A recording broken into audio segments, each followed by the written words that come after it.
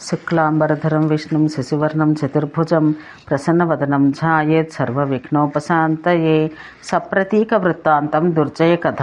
ఓ ధరణి, లోకాలన్నింటినీ చక్కగా మనసున భావించిన ఆ భగవానుడు ఈ సర్వము సృజించి ఊరకుండెను. అంత సృష్టి పెంపొందతొడగెను. ఇట్లా సృష్టి వృద్ధి పొందగా దేవతలందరూ ఆయా ద్వీపాల్లో ఆయా వర్షాల్లో కొన్ని ఖండములు కలిసిన భూభాగంలో పెక్కు విధములకు యజ్ఞాలతో గొప్ప సత్రయాగాలతో తమ పూజ్యతను అపేక్షించి పురాతనుడకు శ్రీమన్నారాయణుని సంతోషపరుచుండిరి. ఇట్లు పెక్కువేల ఏండ్ల వారు నారాయణుని సంతోషపెట్టగా తుష్టినందున దేవుడు వారికి ప్రత్యక్షమయ్యను. పెక్కు చేతులు, కడుపులో, మోములు, కన్నులు కలిగి పెద్ద కొండకొమ్మ వలె ఆకాశంను రేచు ఆ దేవేశుడు దేవవరులారా, చెప్పుడు మీకు ఇష్టమైన వరం కోరుకొనడు అని పలికెను. మహానుభావ, గోవిందా నీకు జయం. నాథా, శ్రేష్ఠుడవకు నీ వల్ల మేము దేవతలమైతిమి. కానీ మనుష్యలోకమందు ఏ ఒక్కడు ఆర్జుడవకు నిన్ను విడిచి మమ్మ మన్నించడం లేదు. రుద్రులు, ఆదిత్యులు, వసువులు, సాధ్యులు, విశ్వలు, అశ్వులు, మరుతులు, ఊష్మవులు అను పేర్లు గల మేమందరం నిన్ను శరణుజొచ్చితిమి. ఓ విశ్వమూర్తి, మమ్మ పూజలునుగా చేయమని ప్రార్థించిరి. వారిట్లు పలకగా మహాయోగీశ్వరుడు హరి మీ అందరినూ పూజలను గావింతునని అదృశ్యుడయ్యను. దేవతలను సనాతనుడగు నారాయణ్ణి స్తుతిస్తూ తమ తమ స్థానంలో కరిగిరి. పరమేశ్వరుడు 3 విధాలకు భావములు పొందెను. ఇట్లా పరమేశ్వరుడు లోకపతి సత్వగుణం, రజోగుణం, తమోగుణం అను వానితో ఏర్పడిన 3 రూపాలను పొందెను. దేవతలను తృప్తిపరచెను. ఇట్టి సత్వస్వరూపంతో వేదములను పఠించును. యజ్ఞములతో దేవతలను పూజించును. ఆ కేశవుడు తన అంశమగు రజోగుణంతో కాళస్వరూపుడు, స్వభావంతోడనే భయంకరుడు, శూలం చేత ధరించువాడు ఒక రుద్రుని సృజించెను. అట్టి తన రాజసమూర్తిని భక్తితో అర్చించెను. తమోగుణమయమగు భావంతో రక్కసుల యందు నెలకొనెను. అట్లు పరమప్రభువు లోకపాలకుడు 3 రూపాలు పొంది దేవతలను ఆరాధించెను. అటుపై లోకమునందును బ్రహ్మ విష్ణు మహేశ్వర నామములు గైకొని 3 విధములుగా అయ్యెను. ఆ దేవుడు కృతయుగాన నారాయణుడుగా, త్రేతాయుగాన రుద్రరూపుడుగా, ద్వాపరాన యజ్ఞమూర్తిగా, కలియందు అనేక రూపములు కలవాడుగా అయ్యెను. ఓ సుందరి, ఇట్లు అది సృష్టి చేసిన మహా తేజస్సు గల ఆ విష్ణువు చరితం చెప్పుదును వినుము. మున్ను కృతయుగాన సుప్రతీకుడును మహాబలవంతుడగు రాజుండెను. అతనికి సమానమగు సౌందర్యము, ఎగుడు దిగుడులు లేని గుణములు గల 2 భార్యలుండరి. వారి పేర్లు విద్యుత్ప్రభ, కాంతిమతి. ఆ రాజు ఎన్ని సత్కార్యాలు చేసినా వారి యందు అతనికి సంతానం కలగలేదు. అప్పుడు ఆ రాజు చిత్రకూటమున గొప్ప పర్వతంపై పుణ్యాత్ముడకు ఆత్రేయుడు అను మునిశ్రేష్ఠుని చక్కని పూజతో తృప్తిపరచెను. వరం పొందు కోరికతో ఆ రాజు పెద్ద కాలం అతన్ని సేవించెను. ఆ త్రివంశపు మునియు వరంనిచ్చు అభిలాషతో ఇట్లు చెప్పుట మొదలు పెట్టబోవునంతలో దేవ సైన్యాలతో కూడిన మహాబలుడకు దేవేంద్రుడు ఐరావతమెక్కి ఆ ఋషికడకు ఊరకయ్యే వచ్చెను.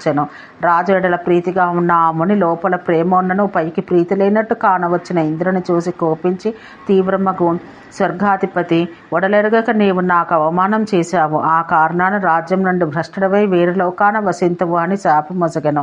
అట్లు కోపంతో దేవేంద్రుని శపించి రాజును చూసి, రాజా, గట్టిగా పరాక్రమం గల పుత్రుడు నీకు పుట్టును. ఇంద్రుని వంటి రూపం, సంపద, చక్కని ఆయుధ విద్య, ప్రతాపం, విద్య, ప్రభావం, ఆయా పనులు నిర్వహించటంలో నేర్పు. ఎవరికి నే జయింపరానితనం, గొప్ప బలం కలవాడయ్యను. అతడు క్రూరకర్ముడగను అని పలికి మహర్షి వెడలిపోయెను. ధర్మవేత్త అయిన ఆ రాజు సుప్రతీకుని భార్య విద్యుత్ప్రభకు గర్భమాయెను. ఆమెయు తగు కాలాన కుమారుని ప్రసవించెను. ఆ విద్యుత్ప్రభకు దుర్జయుడని పేరు గల గొప్ప బలం గల కొడుకు పుట్టెను. వానికి జాతకర్మం మొదలగు సంస్కారాలను ఆ మునియే స్వయంగా గావించెను. ఆ ముని గావించిన యజ్ఞబలాన ఆ బాలుడు మంచివాడయ్యను. వేదాల్లో, శాస్త్రాల్లో, ఇతర విద్యల్లో ఆరితేరిన వాడయ్యను. ధర్మవంతుడు, శుచియు అయ్యను. మహాత్ముడుగా ఆ రాజు 2వ భార్యకు కీర్తిమతికి ఒక పుత్రుడు కలిగెను. అతని పేరు సుద్యుమ్నుడు. అతడు వేదాంగాలను తుదిమట్ట అధ్యయనం చేసెను.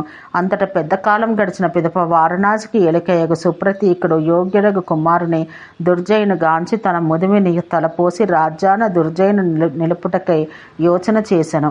ఆ ధర్మాత్ముడు ఇట్లు భావించి దుర్జయునికి రాజ్యం ఇచ్చెను. తానును చిత్రకూట పర్వతాన్ని కరిగెను. ఆ మేధావియగు దుర్జయుడును పెద్ద రాజ్యాన్ని పొంది ఏనుగులు, గుర్రాలు, రథాలు, కాల్బలం గల సేనను సమకూర్చుకొని రాజ్యం పెంపుదల గురించి తలపోసి ఏనుగులు, గుర్రాలు, రథాలు, కాల్బలం అనే వానితో కూడిన సేనను సమకూర్చుకొని ఉత్తర దిక్కుకు బయలుదేరను. మహాత్ముడుగా తనకి ఉత్తర దిక్కున ఉన్న దేశములన్నీ వశమైనవి. ఓటమెరుగని అతడు భారతవర్షాన్ని సాధించి అటుపైకి కింపురుష వర్షాన్ని చేజిక్కించుకొనెను. దానికి పైనున్న హరివర్షాన్ని రమణీయమగు హిరణ్మయ వర్షమును కురుభద్రాస్వాన్ని మేరువు నడుమ ఉన్న ఇలావృత వర్షాన్ని జయించెను. ఇట్లు జంబూద్వీపం అంతటినీ జయించి ఆ రాజు దేవతలందరితో కూడిన దేవేంద్రుని గెలుచుటకు బయలుదేరను. అతడు మేరు పర్వతం ఎక్కి దేవతలను, గంధర్వులను, దానవులను, గుహ్యకులను, కిన్నరులను, దైత్యులను గెలిచెను. అంత బ్రహ్మ మానసపుత్రుడగు నారదుడు దుర్జయుని జయమునను దేవరాజును కెరిగించెను. ఆ వార్తను విన్న ఇంద్రుడు హుటాహుటిని లోకపాలులతో కూడి దుర్జయుని చంపుటకై బయలుదేరను.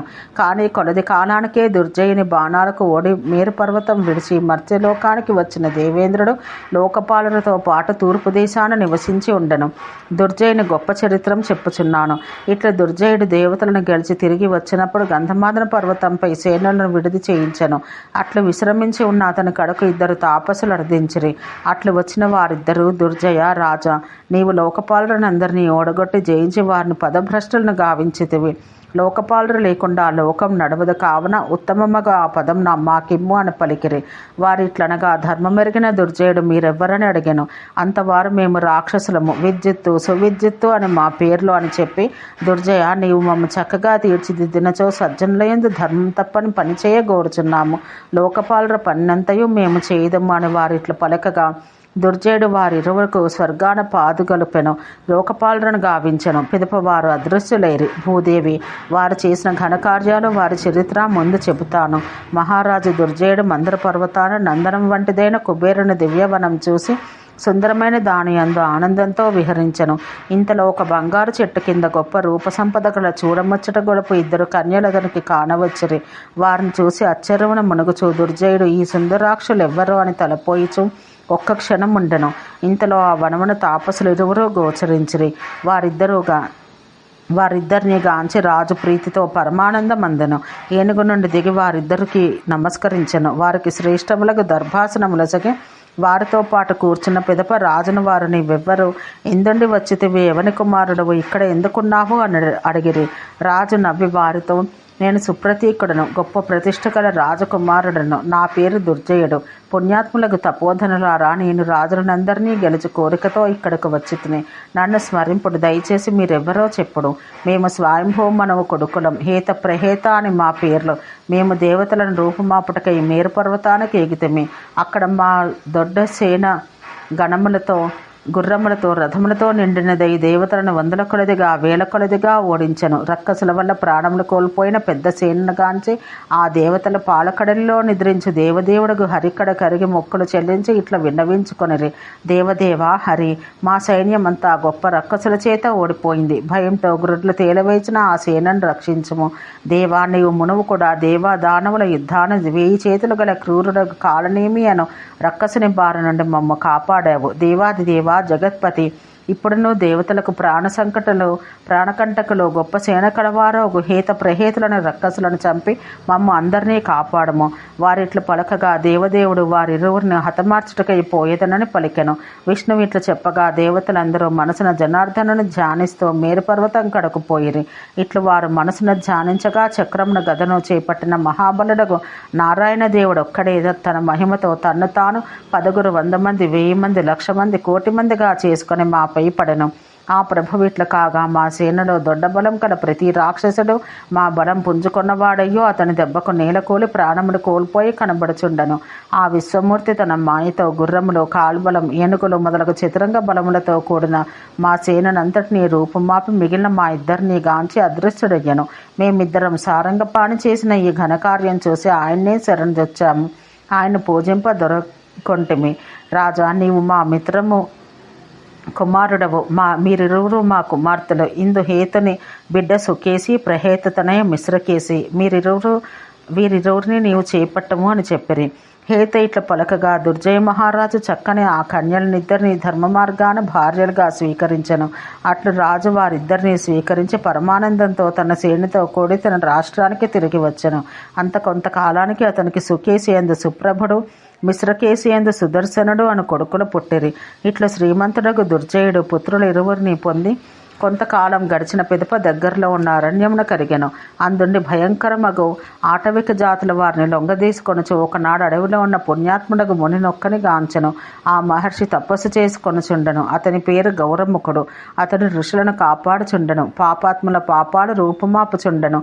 నిర్మలములకు జలములు, గాలికి కదలాడు పువ్వుల నుండి వీతించి సువాసనలు గల వృక్షములు గల ఆ బ్రాహ్మణుని ఆశ్రమము నింగి నుండి నేలకు దిగి వచ్చిన మేఘము అనుచున్నట్టు శ్రేష్టమొక విమానం వంటిది ఒక భవనం ఒకటి వచ్చి నిలిచెను. ఆ భవనం హోమాగ్నుల జ్వాలలతో విరాజిలే ఆకాశం కలదై ఉండెను. దాని ముంగిలి భాగంలో చక్కని సుగంధ ద్రవ్యముల వాసనలు వెదజల్లుచుండెను. శిష్యులు వేదనాదాలు చక్కగా చేయుచుండిరి. రూపవతులకు కాంతలు కన్యలు అటునటు అందు తిరుగుచుండిరి. అందలి చెట్లన్నీ విరగబూసిన పువ్వులతో అలరారుచుండెను. ఆ గొప్పదగు ఆశ్రమాన ఆ ముని గృహమట్లు విరాజిల్లుచుండెను. ఓం శాంతి శాంతి శాంతి.